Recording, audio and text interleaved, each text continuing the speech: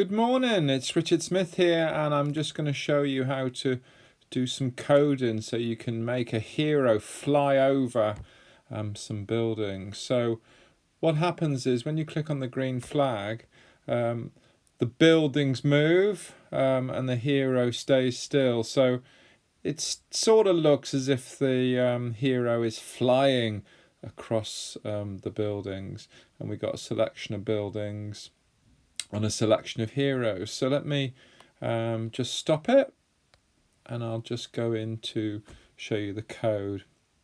So what we've done is we've looked at, let's just make that a little bit smaller. You click on the top right, there's a tiny little rectangle, so then I can show you the code better. So what we've done is we've said for the hero, if you just move that and get it out of the way, and then I click on play, the buildings move, but she's not animated at all. So all I've done is I've put what's called a forever loop in here, and then I've made a sort of wobble by changing the angle. So if I stop it and start it again, you can see she wobbles a little bit. Now it's not that professional, but there's a little bit of movement. So I've used some blue blocks and some orange blocks from the control down here. And you can fiddle with that. And then the buildings is a little bit harder. Just zoom in on that. Just lost a block at the top. Just move that back down. So what we've got on here, it's really interesting, if I just stop it, is the person who's created this, which is an organisation called CS First, and I'll show you where to get the resources, is they've created on the buildings, if you click on the buildings and then you go to the second tab, costumes, you can see there's a lot of buildings here, which is absolutely brilliant. Don't know why that person's there, but you can choose the different buildings. So what I've done is if you go to the code, it says next costume at the top here.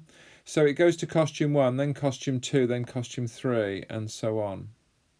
And then what I've done is this 300 is on the very right of the screen. So the very left of the screen is minus 300.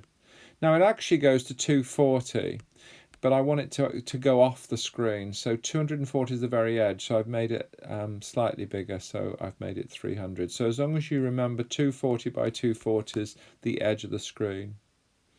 And I want it to go quickly. Let's just get rid of that so you can see. I want it to go quickly back to the right hand side. Now some of you might think, well, why is it not showing? Well, the reason it's not showing is it's got to be debugged, because I've got to show it. So let's try it now. There's the building. Can you see they're changing all the time? And then I want it to glide to the left. And then I had to do a bit of debugging here because I had to hide it. Otherwise it looks as if it's going back. You can see it going back. Can you see? So what you need to do is hide it while it glides back. So what I'm going to do now is I'm going to save that to my Scratch channel, but I'm going to show you where to get all that from. So I went to Hour of Code, which is free, and lots of students have tried that in school. Then I went to activities, and then I wanted quite a simple activity, so I chose quite a young age, grade 2 to 5. And then I've been doing quite a lot about iPads, so I thought I'll do Android today. So I chose Android, and then I chose this game here, Code Your Hero.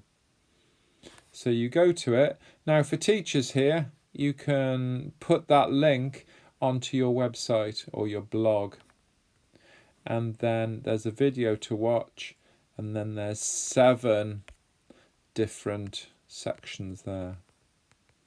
And it's really, really good. So thanks for watching. So it's Richard Smith, and my website is www.amazingict.co.uk. Click on the Scratch channel. Thanks very much.